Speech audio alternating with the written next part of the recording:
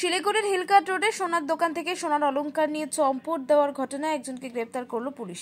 শিলিগুড়ির হিলকাট রোডে সোনার দোকান থেকে সোনার অলংকার নিয়ে চম্পট দেওয়ার ঘটনায় একজনকে গ্রেপ্তার করল শিলিগুড়ি মেট্রোপলিটন পুলিশের পানটাঙ্কি আউটপোস্টের পুলিশ। ধৃতের নাম অভিজিৎ ভৌমিক। সে শিলিগুড়ির প্রধাননগর থানা এলাকার বাসিন্দা। তবে শিলিগুড়ির হায়দারপাড়া এলাকায় ঘর ভাড়া নিয়ে থাকতো।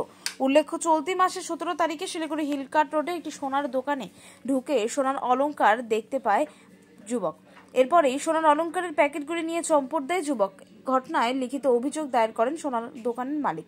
পুলিশ লিখিত অভিযোগের ভিত্তিতে গোটা ঘটনার তদন্ত শুরু করে এবং সিসিটিভি ফুটেজ খতিয়ে দেখে চিহ্নিত করে যুবককে।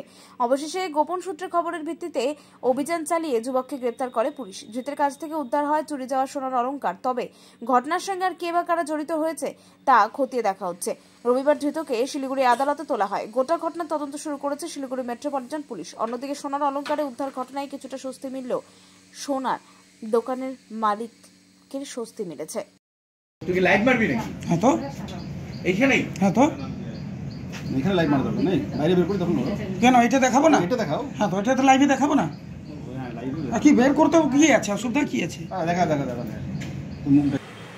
ব্যুরো রিপোর্ট, উত্তরের প্রহরী।